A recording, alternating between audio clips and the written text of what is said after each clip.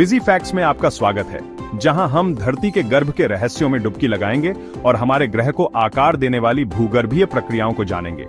हमारे साथ इस रोमांचक सफर में शामिल हों, हैरान कर देने वाले तथ्यों को उजागर करने के लिए और जमीन के नीचे छिपे अजूबों को एक्सप्लोर करने के लिए। अरे देखो, ये है अर्थ्स क्रस्ट, सबसे ऊपर वाला और पतला लेयर। इसके नीचे है मैंटल, जो कि काफी मोटा है, और बीच में है कोर। अरे ये क्या हो रहा है? लगता है कोर मैंटल में लीक हो रहा है। हमें जल्दी से इस लीक को ठीक करना होगा। क्या मतलब, ये तो हजारों सालों से हो रहा है। अर्थ का कोर बहुत ही इंटरेस्टिंग है। इसके यूनिक कैरेक्टरिस्टिक्स हैं, जैसे एक रहस्यमयी मेटालिक ऑर्बिट और टेम्परेचर लगभग सूरज की सरफेस जितनी गर्म। ये हमारे प्लैनेट के कई रहस्यों में से एक है।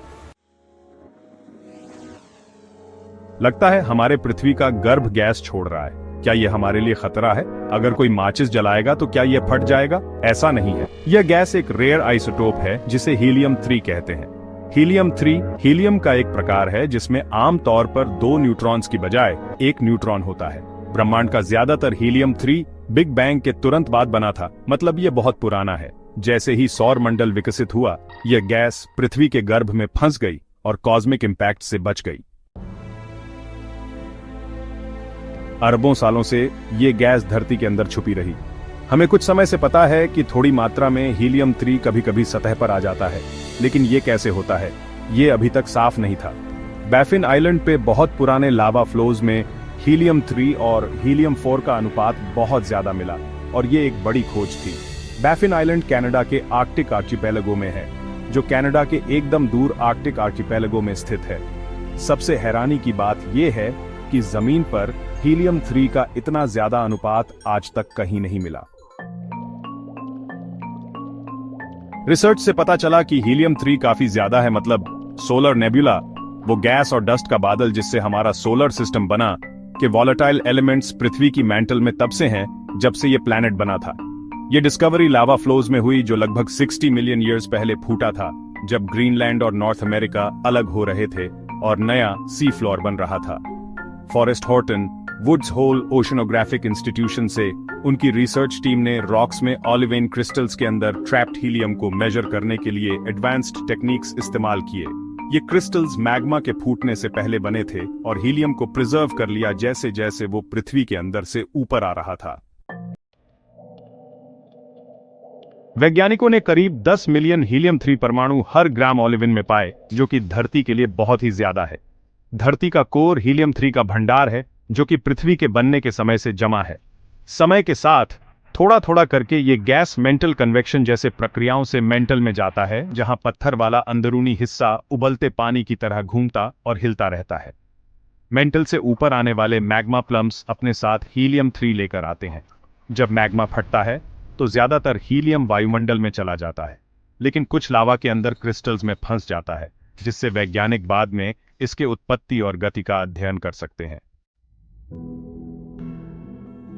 अब चलिए देखते हैं बैफिन आइलैंड की चट्टानों में हीलियम-3 का सफर। यह सफर कम से कम 10 करोड़ साल पहले शुरू हुआ था।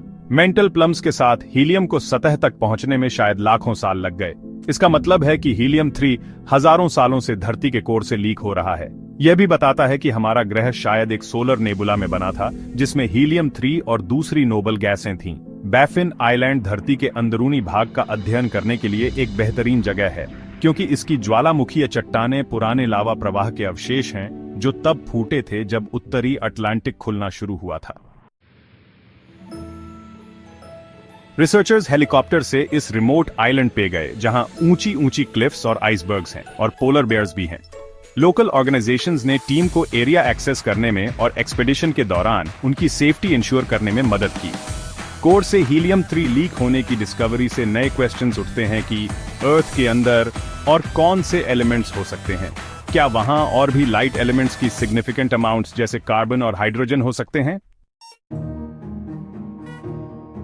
ये एलिमेंट्स जिंदगी के लिए बहुत जरूरी हैं और प्लैनेट की रहने की जगह और डेवलपमेंट के बारे में और भी जानकारी दे सकते हैं। जैसे कोर का डेंसिटी सोचे से कम होना इन एलिमेंट्स की वजह से हो सकता है। इसके अलावा हीलियम-3 के मूवमेंट को समझने से कोर मैंटल बाउंड्री में दूसरे गैसेस के बिहेवियर को ट्रैक करने में मदद मिल सकती है। लेकिन ये धरती के अंदरूनी हिस्से के बारे में एकमात्र हैरान करने वाली खोज नहीं है। चलो तुर्की के सेंट्रल अनातोलियन पठार की ओर चलते हैं, जहां पृथ्वी की परत धीरे धीरे ग्रह के अंदरूनी भाग में टपकती हुई दिखाई देती है। ये घटना, जिसे लिथोस्फेरिक ड्रिपिंग कहा जाता है, इस क्षेत्र के सतही भूविज्ञान को आकार देती रहती है। लिथोस्फेरिक ड्रिपिंग तब होती है जब पृथ्वी की परत का निचला हिस्सा एक निश्चित तापमान पर गर्म होकर चिपचिपा हो जाता है और नीचे की ओर बहने लगता है। एक गाढ़े तरल पदार्थ की कल्पना करो, जैसे शहद या चाशनी एक कटोरे में बह रहा हो। ये बात है। ये प्रक्रिया बहुत लंबे समय से चल रही है और जैसे जैसे ये मटेरियल नीचे जाता है, ये क्रस्ट को अपने साथ खींचता है, जिससे सरफेस नीचे धंस जाती है। इस कारण हमें नए डिप्रेशंस या बेसिन्स दिखाई देते हैं। एक बार जब यह गाढ़ा पदार्थ क्रस्ट से अलग हो जाता है और मैंटल में और गहराई तक डूब जाता है, तो सरफेस वापस ऊपर उठ जाती है, जिससे जमीन ऊपर उठती है। डूबने और उठने का यह साइकिल सेंट्रल एनाटोलियन प्लेटो में कोना बेसिन जैसे एरियाज में शिफ्टिंग लैंडस्केप बनाता है, जहां जियोफिजिसिस्ट्स ने लिथोस्फेरिक ड्रिपिंग के साइंस ऑब्जर्व किए हैं। यूनिवर्सिटी ऑफ टोरंटो की जूलिया एंडरसन की रिसर्च टीम ने सबसे पहले सैटेलाइट डेटा में अनयूजुअल पैटर्न्स देखे, जैसे कि उस जगह पर एक सर्कुलर फीचर जहां जमीन धंस रही थी।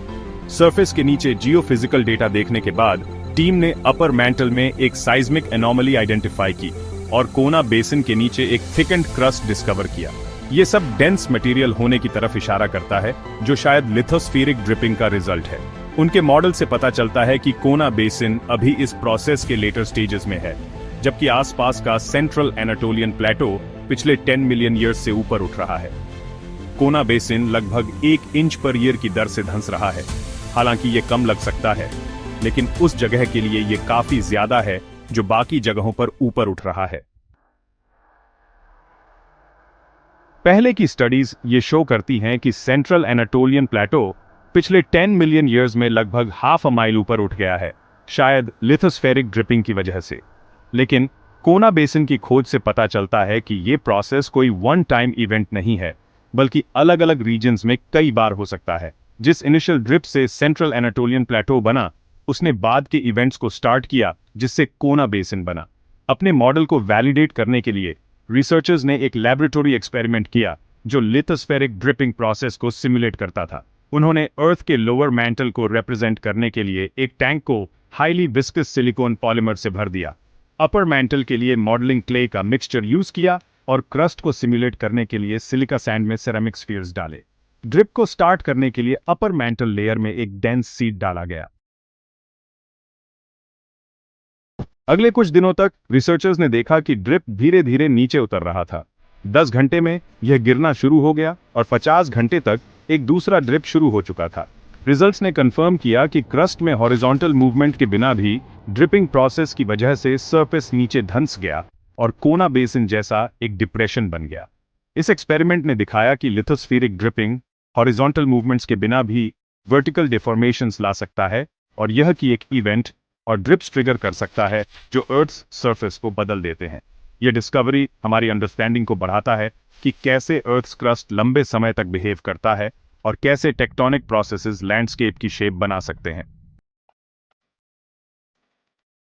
एक बोनस फैक्ट, 1692 में एडमंड हैली, हाँ वही हैली जो हैलीज कॉमेट के लिए फेमस हैं, ने कहा था कि धरती अंदर से खोखली हो सकती है। उनके हिसाब से क्रस्ट के नीचे 2 कंसेंट्रिक शेल्स और एक कोर है जो मर्क्यूरी जितना बड़ा है और सब ग्लोइंग गैस में तैर रहा है। उन्होंने यह भी सोचा कि शायद इन अंदर वाली लेयर्स में लोग रहते होंगे। इसी अजीबोगरीब आइडिया ने जूल्स वर्न के famous novel journey to the centre of the earth को इंस्पायर किया। तो लीजिए, हो गया। अर्थ के कोर से हीलियम 3 के रहस्यमयी लीक्स से लेकर हमारे प्लैनेट के सरफेस को शेप करने वाले इंटरेस्टिंग प्रोसेसेस तक, आज हमने कुछ कमाल के फैक्ट्स खोजे हैं।